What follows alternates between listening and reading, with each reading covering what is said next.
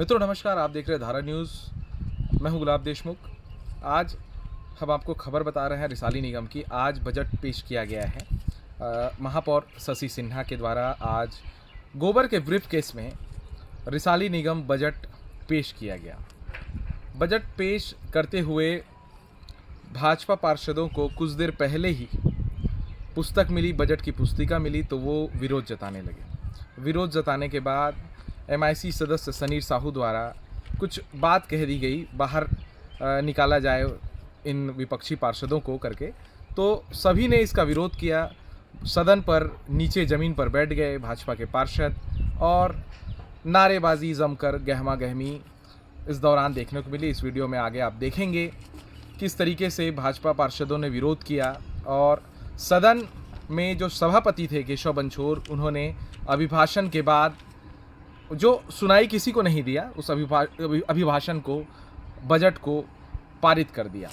Bharatiya Janata party के पार्षदों ने आरोप लगाया है कि तानाशाही के तौर पे ये बजट पेश किया गया है और बिना चर्चा के, बिना कोई इस पर सुझाव लिए अमल किए गए और अभिभाषण पढ़कर पास कर दिया गया। कुल मिलाकर एक तानाशाही रवैया देखने को मिला है, ऐसे भारतीय जनता पार्टी के पार्षदों ने आरोप लगाया है। आगे इस वीडियो में आप देखेंगे ऐसे शशि सिन्हा महापौर जो हैं, वैसे पक्ष और विपक्ष का यही खेल होता है। अक्सर आप देखेंगे सदन में, संसद में कहें, विधानसभा में कहें या कहीं पर भी, जो भी सत्ता पक्ष में जो पार्टियां होती है वो अपने बहुमत के आधार पर ये फैसले ले लेते हैं और विपक्षियों को इस तरीके से नीचा दिखाते हुए कहें, या कोई भी पार्टी हो, चाहे वो कांग्रेस के हो, भाजपा के हो, इस तरीके की बातें आम हो गई है। मैं आपको बताना चाहूँगा, रिसाली निगम पिछले वर्ष 110 करोड़ का जो बजट है वो पेश किया गया था, 12 मिनट में पढ़कर पारित कर दिया था।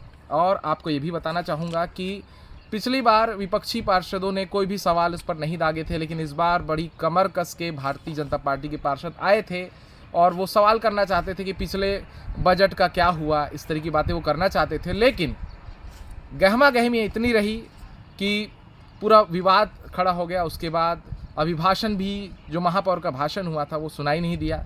कौन क्या सुन रहा है, मीडिया के भी साथी थे, किसी को कुछ सुनाई नहीं दिया और बजट पेश कर पारित कर दिया गया है। रिसाली निगम में आज बजट पेश हुआ, पारित भी हो गया, लेकिन जो गहमा गहमी बनी थी वो ख़त्म नहीं हुई। जो तकरार थी, मैं आपको बताना चाहूँगा, इसके पहले भी सामान्य सभा में बहुत विरोध हुआ था, बहुत कामों को लेकर, बहुत सारी बातों को लेकर। तो इस तरीके की बातें अब रिसाली निगम में चल ही रही है। अब सत्ता पक्ष एक दूसरे पर आरोप लगा रहे हैं, तो वही सत्ता पक्ष का कहना है कि विपक्षी पार्षद चर्चा में भाग ही नहीं लेना चाहते थे, भाषण को सुनना नहीं चाहते थे, जिसकी वजह से अंतिम में राष्ट्रगान चालू कर दिया गया बेसुर ताल के साथ और बजट सत्र जो है ख़त्म कर दिया गया, समाप्त कर दिया गया। भारतीय जनता पार्टी के पार्षद आरोप लगाते रहे, इधर सत्ता पक्ष उन्हें अपनी दुहाई देते रहे कि हम विकास कार्य कर रहे हैं। ये कह रहे थे कि भारतीय जनता पार्टी के जो भी पार्षद हैं, जो भी विपक्षी पार्षद हैं, उनके ही वार्डों में काम हो रहा है, ऐसा बात सभी कांग्रेसी पार्षद कह रहे थे। और लेकिन दोनों संगठनों के बीच में जितेंद्र साहू का भी बड़ा बयान आया कि भारतीय जनता पार्टी के पार्षद चाहे यहाँ हो, चाहे संसद में हो, ये जिस तरीके से संविधान को कुचलने का काम कर रहे हैं, इस तरह के आरोप उन्होंने भी लगाया है। उनकी भी बातें आप इस वीडियो में सुनिएगा। वे मंत्री ताम्रध्वज साहू के प्रतिनिधि के तौर पर वहाँ पर मौजूद थे और बहुत सारी बातें हुई। पप्पू चंद्राकर भी, विजय बघेल के प्रतिनिधि, वो भी बाद में पहुँचे और बहुत ही कम समय में यह बजट पेश कर दिया गया, पारित कर दिया गया। चर्चा का अवसर नहीं मिला, बायकॉट किया है भारतीय जनता पार्टी के पार्षदों ने। सभी ने कहा कि दुर्ग निगम में पहले मिलता है बजट, 2 दिन पहले मिलता है, पढ़ने को मिलता है, बहस होती है, चर्चाएं होती हैं, लेकिन इस तरीके से तानाशाही रवैया अपनाकर बजट पारित कर दिया गया, ऐसी बातें छन कर सामने आई हैं। कुल मिलाकर लगभग महापौर के बयान के अनुसार 120 करोड़ का बजट रिसाली की जनता के लिए पेश किया गया है। उसमें प्रमुख जो बातें रही है वो जल मिशन को लेकर है, अमृत मिशन को लेकर है। मैं आपको बता दूं कि पिछली बार भी 110 करोड़ का जो बजट पेश हुआ था, उसमें से बहुत सारी ऐसी बातें हैं जो कंप्लीट नहीं हुई। बजट पुस्तिका को तुरंत बांटा गया, लेकिन पहली जो चीज़ें थी उसमें भी हम आपको बताना चाहते हैं। लगभग 110 करोड़ के बजट में अमृत मिशन का जो प्रोजेक्ट है वो अधर में लटका हुआ है। तो वहीं PNG गैस जो महिलाओं के लिए पाइपलाइन बिछाने का काम 110 करोड़ के बजट में पिछले वित्तीय वर्ष में पेश किया गया था, जो अभी तक वो अमली जामा नहीं पहनाया जा सका है, धरातल पर कोई काम नहीं हुआ है। दूसरा ये कि 75 लाख का मांगलिक भवन बनना था, वो अभी तक नहीं बना है। इस तरीके की बात रमा साहू जो विपक्षी पार्षद है, उन्होंने भी इस बात को लेकर बड़े प्रमाण के साथ वो भी आई थी सदन पर। उन्होंने कागज़ पुर्जा धारा न्यूज़ को जरूर दिखाया है, उसके आधार पर हम ये कह रहे हैं। और कुल मिलाकर ये सारी चीज़ें आप इस वीडियो में आगे देखेंगे। नहीं चलेगी, गुंडागर्दी नहीं चलेगी, नहीं चलेगी, नहीं चलेगी, तानाशाही नहीं चलेगी, नहीं चलेगी, नहीं चलेगी।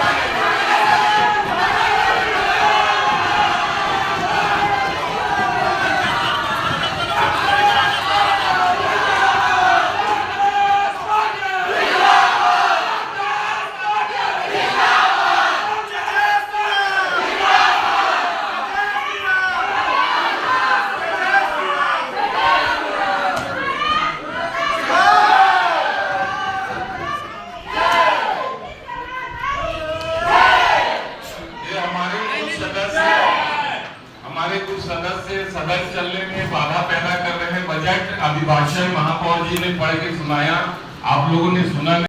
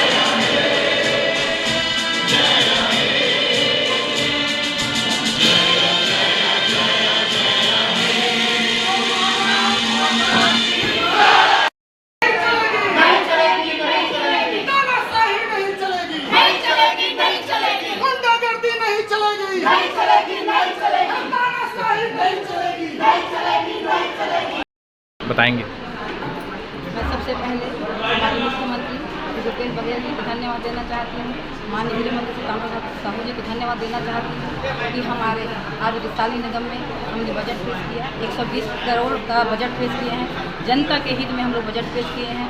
और हर वार्डों को जो विकास, जैसे कोई हम हर वार्डों में विकास के लिए बजट है, सुनहरा बजट है, जनता सब खुश है, बहुत अच्छा बजट है करके।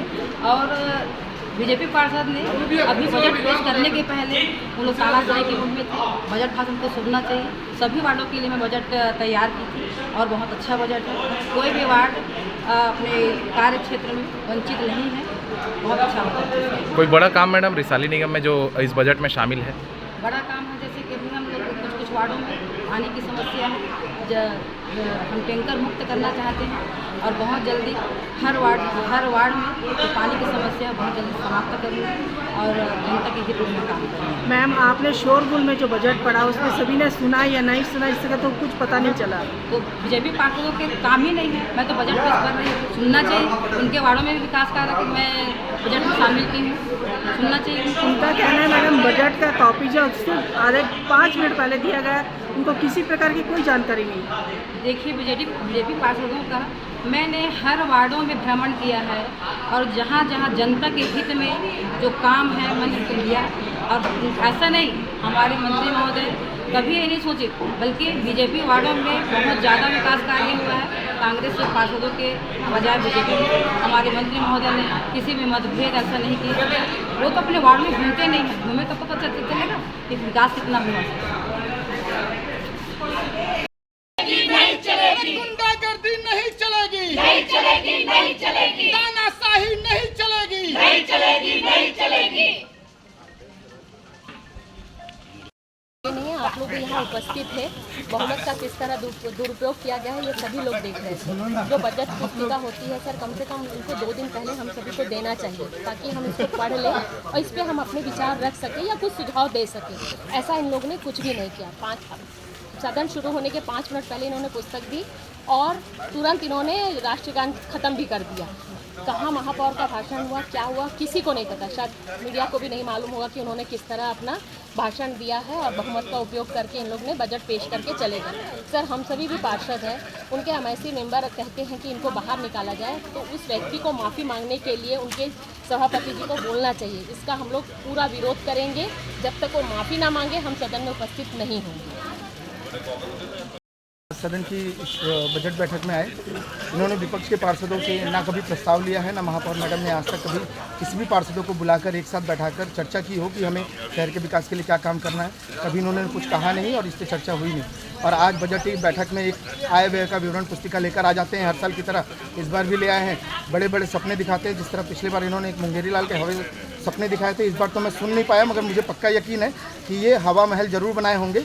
और ये है पूरा अंधेर नगरी चौपट राजा का काम चल रहा है यहाँ पे। और जिस तरह की ये तानाशाही का उपयोग करके, डंडा मार कर सत्या का नशे में ये चाहते हैं कि यहाँ शहर के लोगों को मूर्ख बनाएं, तो रिसाली की जनता देख रही है और आने वाले चुनाव में इसका पूरा उनको जवाब मिलेगा। इसका आगे किस तरह से विरोध करने? इसका विरोध हम लोग लगातार करते रहेंगे और जब तक उनके ये जो विपक्षी पार्षद, जो पक्ष में है जो पार्षद जिन्होंने आज हमें बाहर निकलने के लिए आदेशित किया है, उन जब तक वो माफ़ी नहीं मांगेंगे सार्वजनिक रूप से, तब तक हम लोग सदन में प्रवेश नहीं करेंगे। चाहे केंद्र सरकार हो या यहाँ पर जितने भी भारतीय जनता पार्टी के जो लोग हैं, वो लोकतांत्रिक तरीके से, इस तरीके से देश में और संवैधानिक संस्थाओं में माहौल बिगाड़ने का काम करते हैं। छत्तीसगढ़ राज्य के माननीय मुख्यमंत्री और गृह मंत्री जी ने जिस मंशा से नगर निगम को बनाया, 150 करोड़ का काम हुआ, कॉलेज, स्कूल, अस्पताल, स्वामीनाथ, आत्मानंद स्कूल जैसे बड़े बड़े प्रोजेक्ट में काम हुए। अभी भी मतलब लोगों को अपने अपने क्षेत्र में, हर भाजपा के जो पार्षद उनके भी क्षेत्र में लगभग करोड़ों काम हुए हैं, वो पूरे रिकॉर्डेड है। तो इस तरीके से और जो काम जो लोगों का जो कृत्य है उसका निंदा मैं करता हूँ, क्योंकि सभा में इस तरीके से हो हल्ला करना उचित बात नहीं है। जहाँ तक रही बजट का बात है, तो बजट में पूरे सर्व धारा के लिए बजट किया गया है। अभी माननीय मुख्यमंत्री जी ने भूमिहीन जो शहरी क्षेत्र है उनके लिए योजना लाए हैं। 15 करोड़ रुपया बजट में रिसाली नगर निगम को दिए हैं। तो लगातार कांग्रेस की सरकार, राज्य सरकार इस मुद्दे पर है कि रिसाली क्षेत्र के जनता की जो मूलभूत समस्याएं हैं वो पूरा हो सके, और हम पूरा कटिबद्ध है, हमारी सरकार, हमारी नगर निगम क्षेत्र। और अभी जो बजट में पूरी तरह नाली, सड़क, पेयजल, स्वास्थ्य की सुविधा ये सारी उसमें समाहित किया गया है। तो मैं बजट का प्रशंसा करता हूँ और ये बजट जो आम जनता के हित में है ऐसा मैं मानता हूँ।